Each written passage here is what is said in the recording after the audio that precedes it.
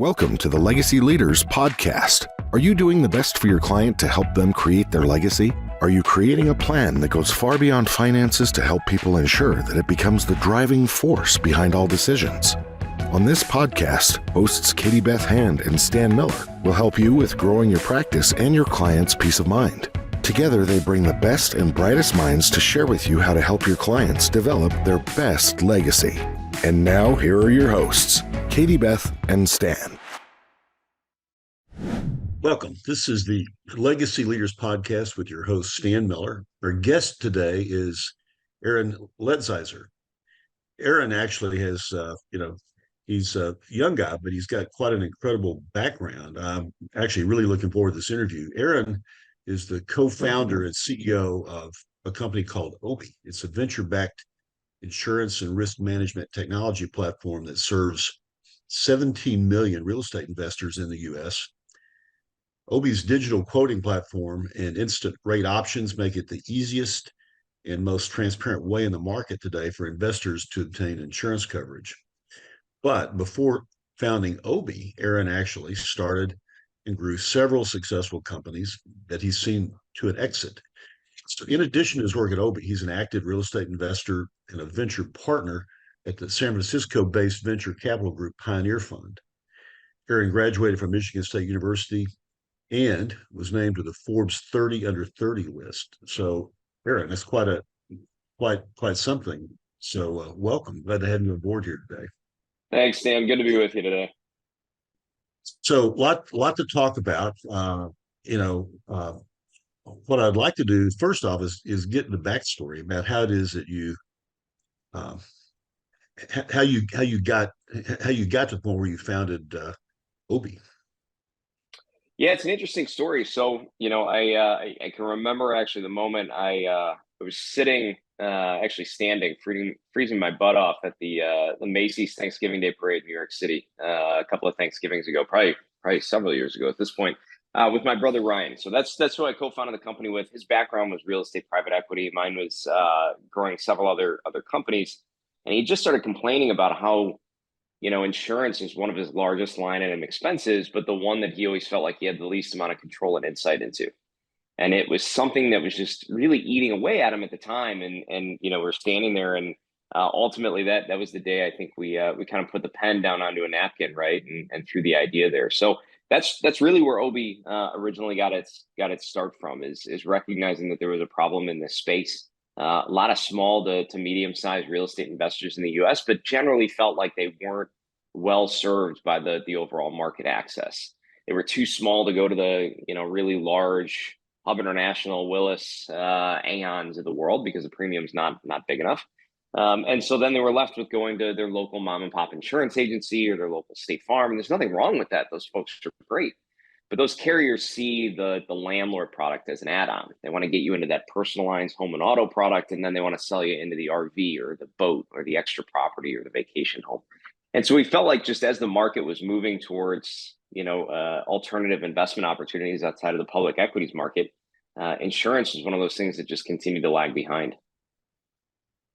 So then who are you thinking about? I mean, who is what's the ideal sweet spot for you, for Obie? Yeah, we started off and we continue to focus on folks that own properties that have 1 to 4 units. So your typical kind of single family rental, that first time, accidental landlord has a condo unit that they went out and bought their first starter home, but didn't want to actually sell the condo, turn it into a rental, all the way up to, your duplex, your quadplex. We originally started by serving the local mom and pops, right? They have 2 to 3 kind of individual assets, and have slowly grown now. So Obie, really, the technology is built in a way that I can serve that accidental landlord with their condo unit, all the way up to some of the now institutional players that might have 1,000, 2,000, 5,000 units under management. So is there a geographical footprint for your customer base, or do you operate around the entire United States or even beyond? Yeah, we're available in the entire U.S. Okay. So the entire U.S. plus D.C., Hawaii, Alaska. We cover rental properties across the country. We can do it instantly, as long as they fit in that kind of 1 to 4 unit type box. we have a pretty good hit rate with being able to provide folks with a pretty instant policy at that point. What about U.S. territories like Puerto Rico, Virgin Islands? No, not yet. I would love to go Not yet. do some property inspections there, if that's what we need to do. But no, we've not expanded out to there just yet. Well, Aaron, you're in Chicago, right? And so you ought to wait till winter to do that.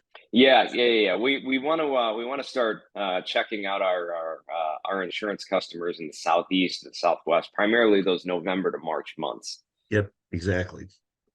I know that one of the distinctions that you're bringing with this company, with Obie, that you're bringing is that you have a technology platform that's pretty innovative. Talk about that. Yeah, so what we found is that the way that the insurance market is typically set up is that, and I speak even as a real estate investor, I would go to my insurance agent, they would fill out all the information, we'd go back and forth via email or phone, whatever it might be, fill out a spreadsheet, fill out a PDF, and then they'd send that out to the carriers. And then those carriers would actually have somebody physically sitting there looking at that information and underwriting the deal.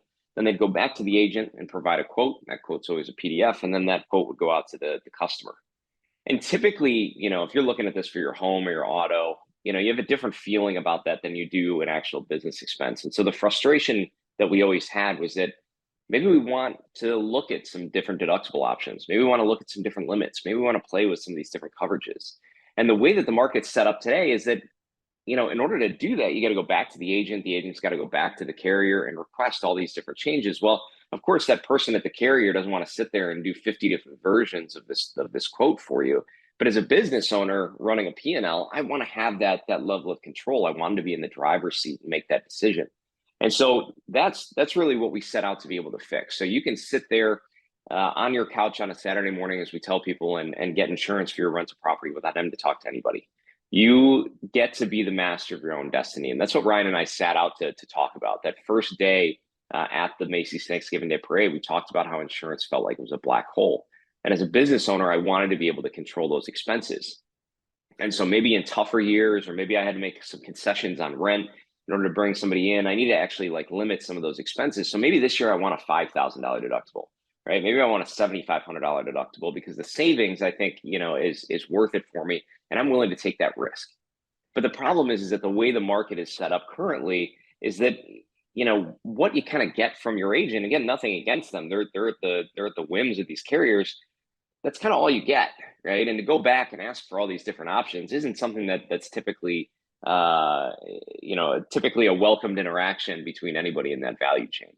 And so that's what we wanted to be able to do. You can instantly rate, quote, and bind the policies directly on Obie's platform. We wanted to put you in the driver's seat to be able to make that decision. And if you have questions, you can actually call somebody and you can talk to them. You can have that conversation about making some of those important decisions. But at the end of the day, I wanted to be the one to make that choice. And the challenge with everybody in insurance is that, people feel like it's really opaque. They feel like claims don't get paid out.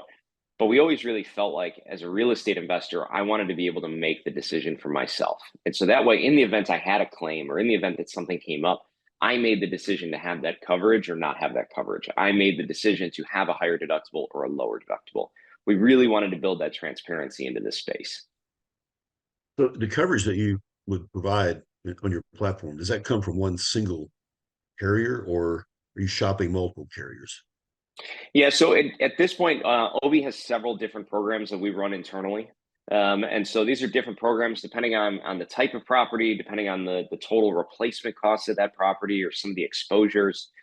We have different programs that we've built internally that we're now able to provide a competitive rates across the market. So who are the underwriters? Or who are Obie. the insurance companies?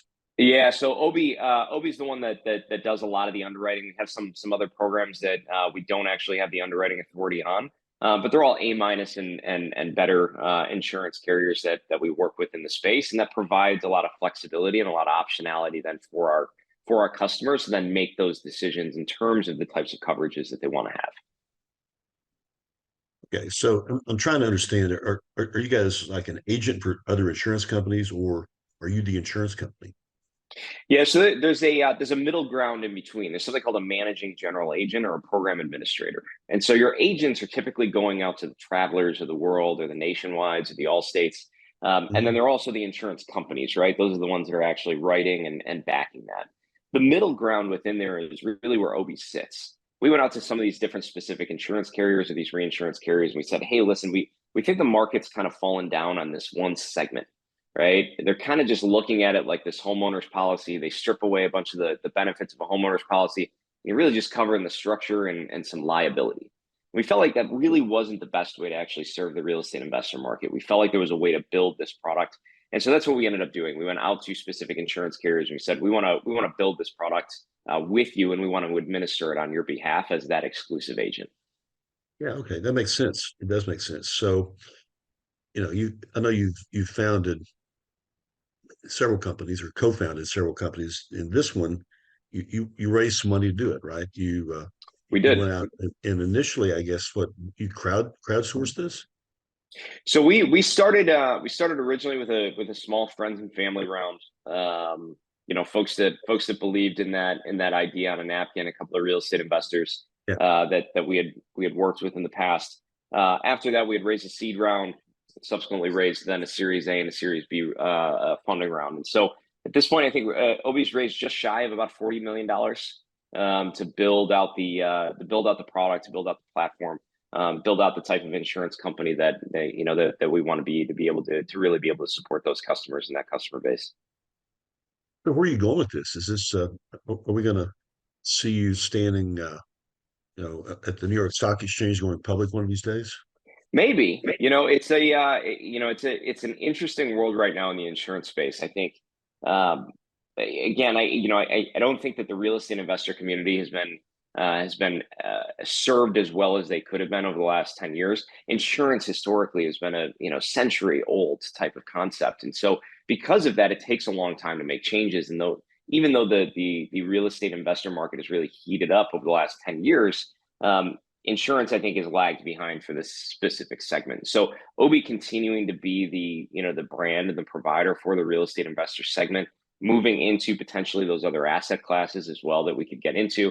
Because for Obie, the concept is the same. It doesn't have to just be residential real estate investors. It can be a self-storage owner. It can be a small office or a small retail investor. The concept is very similar, right? Their premiums still are not big enough to really attract those specialists at an Aon or at a Willis. And so again, you're dealing with some of these folks that are more at a personal line insurance agency, and there's carriers just really aren't well positioned or well incentivized to be able to support those folks. So that's really where Obie's going. And again, I think it's a really interesting time in the market. A lot of your listeners, depending on if they're real estate investors themselves or they have clients that are in this segment, the overall property insurance market is kind of started to fall apart over the last year. You've had a lot of unpredictability around different weather events. You've had record inflation, which is driving up the cost on replacement materials. So in the event that you're actually rebuilding the structure, the amount of money that it's actually going to take to be able to do that is increasing. And then so much of the reinsurance capacity also comes from Europe and comes from the UK. And so as those currency exchanges devalue against the dollar, their overall capacity that they have to be able to provide insurance capacity in the US continues to dwindle. And so you have this perfect storm that's going on right now for a lot of these carriers that have just decided, hey, you know what, for right now, we're pulling out of the market. Nationwide recently said they're not actually going to write any new business in the property space for the foreseeable future. Travelers in some other markets, State Farm and Allstate just pulled out of California. Most folks are obviously out of the Florida market at this point. So it's a tough point. And so I think it's actually a really, really good and unique opportunity for Obie to come in as a newer player in this space to be able to start supporting the customers that are looking for coverage. Yes, Aaron, we're recording this interview in mid-August of 2023, and the news just over the last few days has been on Maui. I'm Mm-hmm. wondering what impact does an event like that have on the industry? Oh, it's catastrophic. These are the unpredictable weather events that have started to pop up. And so again, even outside of the currency and the exchange issues, the inflation, most insurance carriers are able to model around, 100 or 1,000 year storms and year weather events. And so even though, Florida's been tough, people have challenges around hurricanes or some California wildfires, there has been an increasing frequency of these type of catastrophic and unplanned for events. So several years ago, where a lot of the carriers actually got hit pretty hard and are still trying to claw their way out, was that Texas winter storm that happened. That folks were not aware of. You're down in Texas. I mean, obviously everything froze, right? And so the number of insurance claims that nobody was able to actually prepare for. And before that, you had massive hurricanes down in Louisiana and Florida earlier that year. And then subsequently after that, you continue to have those hurricanes. And then now again, yes, you've got Maui. These are things that, wildfires in this area that precipitated by the winds from a hurricane. You have compounding effects at this point, right? That are completely destroying some of these markets. And so I know a lot of folks that were, fairly comfortable with the Hawaiian insurance market. It's not a big market. After all, there's not a lot that's there, but given the density, given the area, given the opportunity for that fire to spread, it's going to be catastrophic. It's going to continue to put a significant amount of pressure on the overall market. I'll give you an anecdote, and these are the things that Ryan and I talk about as insurance being the iceberg model. Everybody sees that premium price, right above the water. It's kind of that 15% of the iceberg you actually see. The rest of it is everything below there: the capacity, the underwriting, these weather events. And I'll give you a quick example of that. We were talking to one of our reinsurance partners earlier in the week, last week, and we had a follow-up call with them on Friday. And between Monday and Friday, with the fires inside of Maui, their entire outlook on the market and their ability to provide capacity was then halted just because of that event, just because of how much exposure they think that they potentially have and the broader market has. And the consumer is the one that feels that then, right? Either they can't get coverage or the price that they're actually paying increases dramatically. It's interesting. We were just there back in December, and it's just still hard for me to imagine that Lahaina is gone, because I'm seeing the coverage of these drone videos. I'm thinking, wait, I had lunch at that restaurant, and now yeah, me too. It's not there. Yeah, so Yeah. so I want to drill into insurance. So in the time you've been doing this, sounds like you've really become quite an expert on insurance. I guess you'd need to be an expert on insurance to start a company like this. But a lot of our listeners are estate planning attorneys, financial advisors, real estate brokers, and agents, and I think this is an opportunity for them to learn some things from you about just insurance on real estate. So, what are some things? Tell me some things that most real estate investors probably don't know about the insurance coverage they have on their property. Yeah, I would break it down into three things. The first is really finding an agent and finding a partner to do this with. I'd love for it to be Obie, but it doesn't have to be. But if you find that person, you want to make sure that they specialize in this space.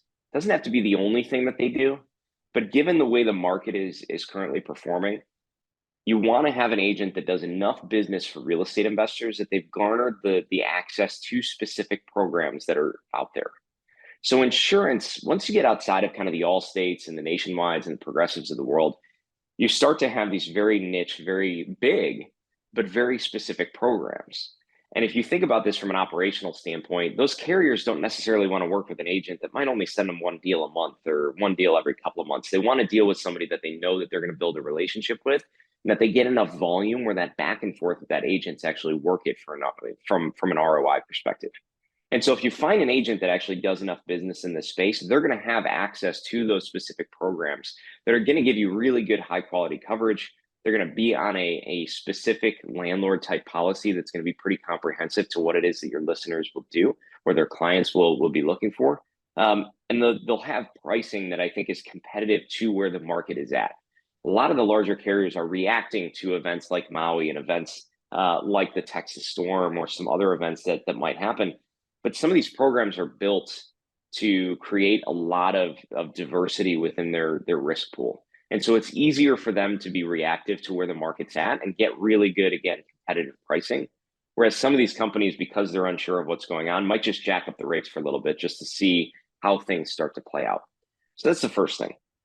The second thing is, out of all the coverages that I think really exist, you want to be mindful of replacement cost. That's the amount of money that it takes to actually rebuild the property, remediate the property, knock down the existing structure. That's all inclusive.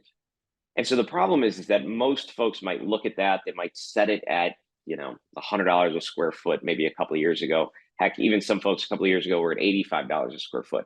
Well, I can tell your listeners definitively today that there's not a single census tract in the US where you will be able to build a basic structure, given labor and material costs, for less than $120 a square foot.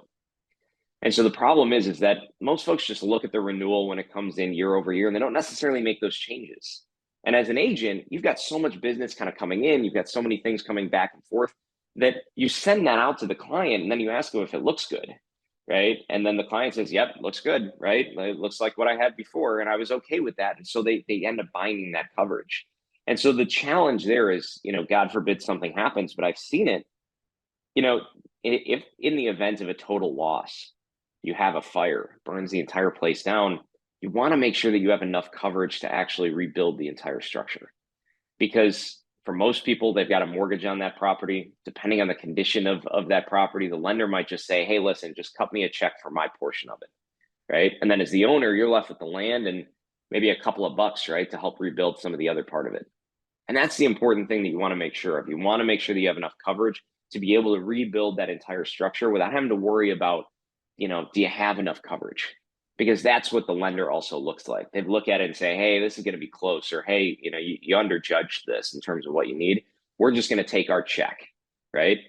And that I've seen is tragic. And I would say the third thing, especially for real estate investors, is making sure that in this current market, you're doing what you can to mitigate potential claims, right? The worst thing that really can happen in this current market is having an excessive or frequent number of claims on these properties. And there's easy steps that folks can take. Some of the biggest things that actually happen inside of these rental properties are water damage from water backup, which is an important coverage to always add on, and then unintentional fire, right? Usually a kitchen fire of some type.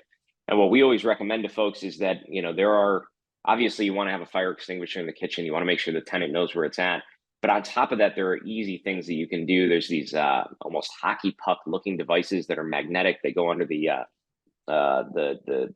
vent above the stove. And in the event that a fire starts, in the event that it gets hot enough, that hockey puck will actually just disperse a powder, right? And it will extinguish the fire right then and there. And so, whereas without that, you might be replacing an entire kitchen, you might be replacing an entire house, which we've seen tragically. Or you might just be replacing that stove, right? Maybe a cabinet or two that's next to it. Those are things that you can easily take care of for a $20 puck that will last you 5 to 6 years. So those are the things that we always try and tell people, right? Make sure that you have enough coverage. Make sure that you're working with an expert that's in the space, and make sure that you're taking the proactive steps that you need to take in order to make sure that your insurance coverage stays competitively priced, so that way you're also staying in line with your overall projections on your P&L.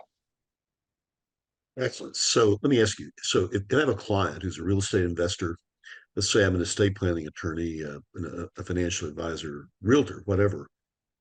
If that client's looking to me for advice and input, what are some details I need to look at if I'm advising a client on, like looking at a policy, comparing it, shopping, if you will, to figure out what's the best solution.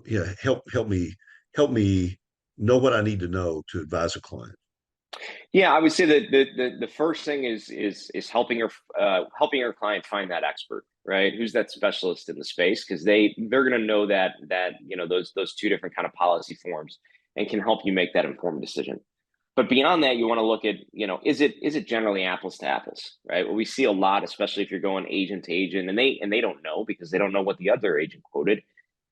A lot of people just look at that price, right? They just look at the rock bottom price of what was provided at the end of the page. They don't actually look at the limits. So the first thing is you want to make sure that those limits are apples to apples. Is the replacement cost the same? Is the deductible the same?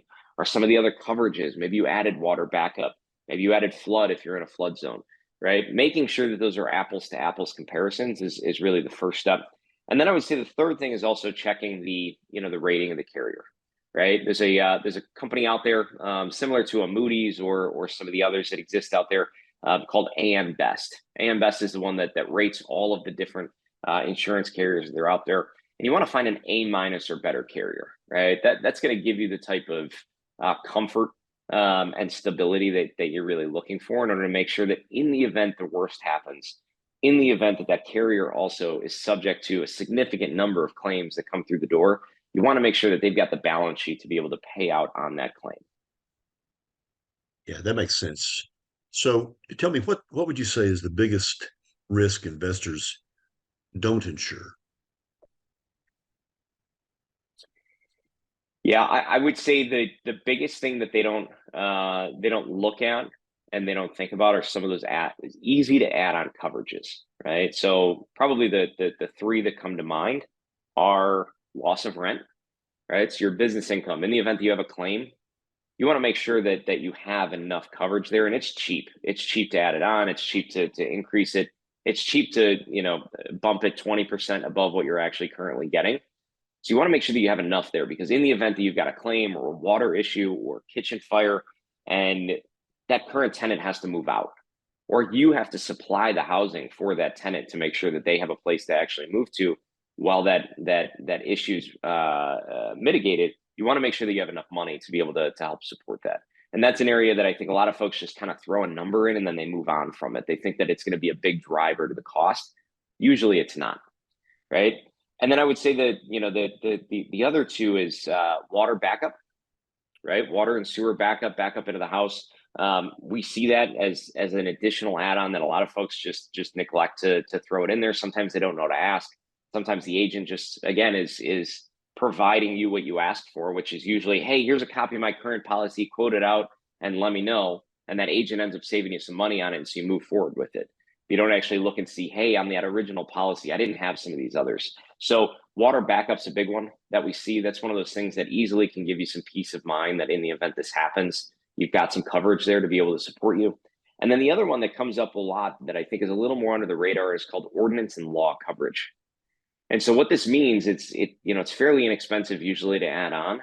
But what this means is in the event that there's a loss on the property, and in order to fix that, in order to mitigate that loss, in order to make those repairs, you actually now have to bring something up to code where it wasn't prior. And so because of that, you might be running a new pipe, you might be pulling out old pipes, you might be changing the electrical, right? Like you might be taking mitigative steps that the city or the county or the state now requires that they didn't maybe back in the 1980s or the 1970s, the 1960s, when when they didn't exist and your property was grandfathered in until the time in which you were actually pulling that permit. And so that's one of those hidden costs that people never really think about. And so if your property's, act 15, 20, 25 years old or more, you want to add that on, because I've seen instances where somebody has to run a new galvanized pipe out from the house all the way underneath through the driveway and out to the main line down into the street. And it has to be of a certain diameter. It has to be of a certain type of material. And that cost that owner originally thought was going to be $2,500, $3,000, $4,000 ended up costing him $25,000 based on the labor and the parts and the material. So those are those hidden costs that you don't actually know about that you want to make sure that you're always covered for as well. So there is coverage for that. I've never heard of that coverage. Yeah, it's if you can find, again, a very specific type of landlord product, you can usually find those coverages. Even for your listeners on their own homeowners policy, it's one of those things that isn't always added on there. It isn't always included.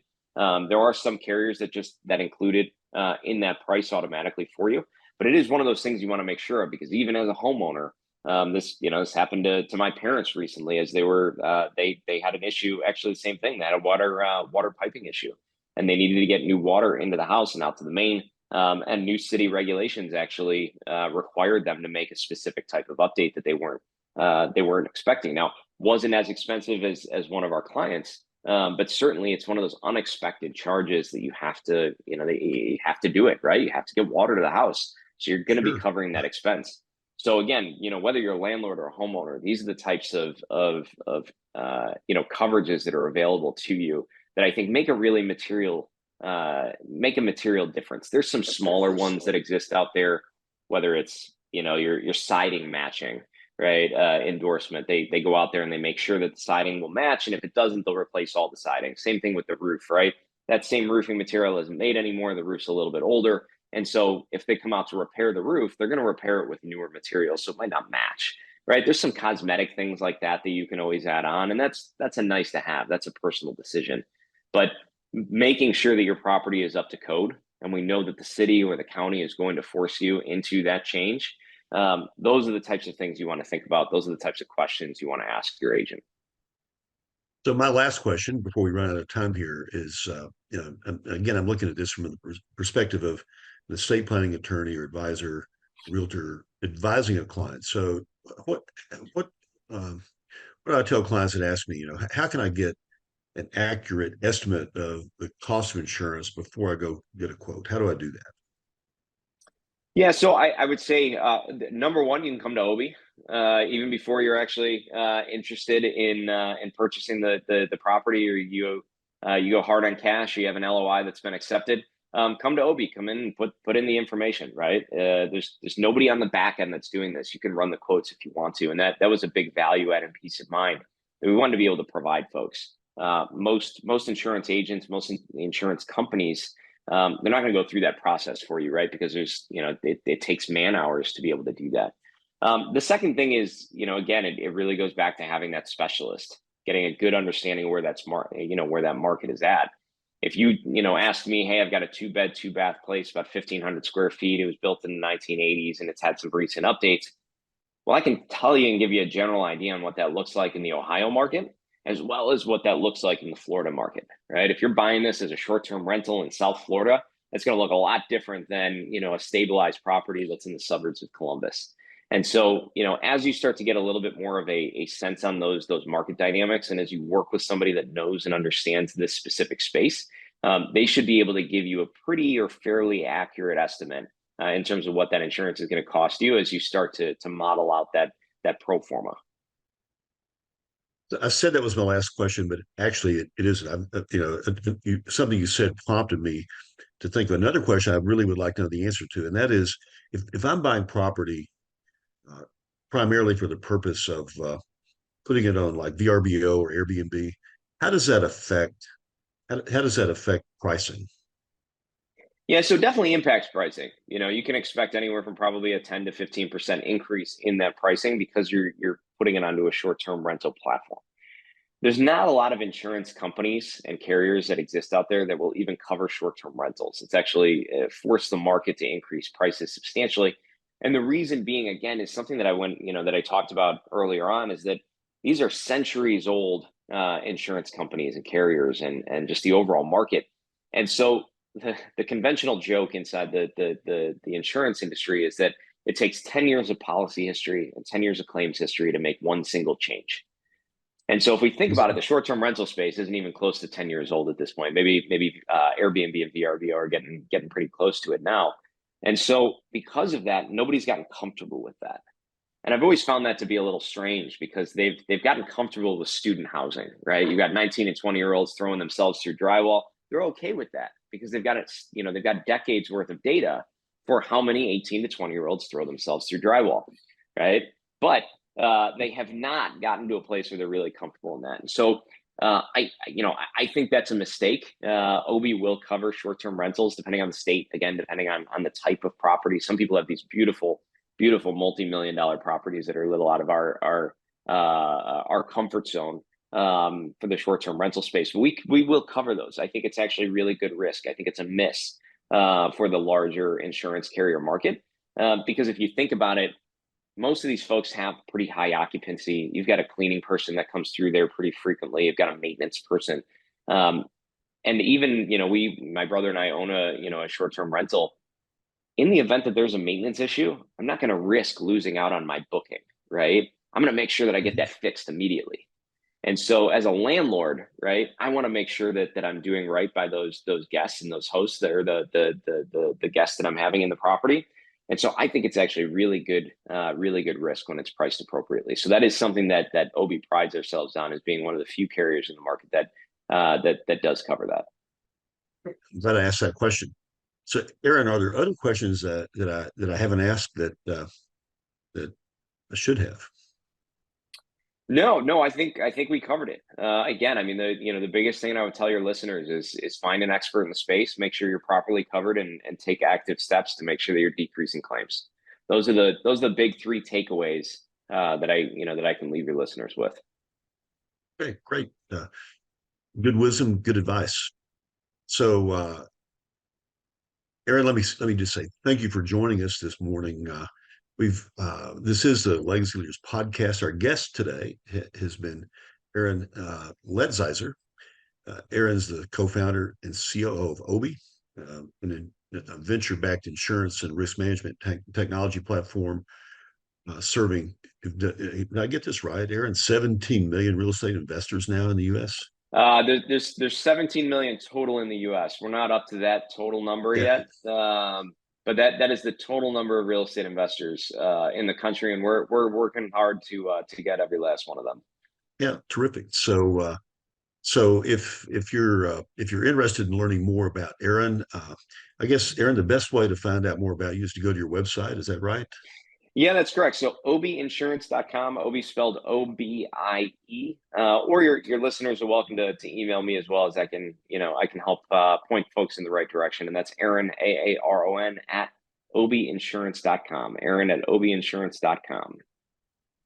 Terrific. We're going to actually, we'll also post all that in the show notes too. So great. Aaron, thanks a lot. Thanks a lot for being with us today. This has actually been, for me, I'll just tell you honestly, this has been really, really insightful, and I'm glad we had this time. Thanks, Dan. You've been listening to the Legacy Leaders podcast with Katie Beth Hand and Stan Miller. For more information on them and the show, please visit pinnaclelegacylaw.com. If you like what you've learned today, do share the program with your friends and subscribe wherever podcasts are found.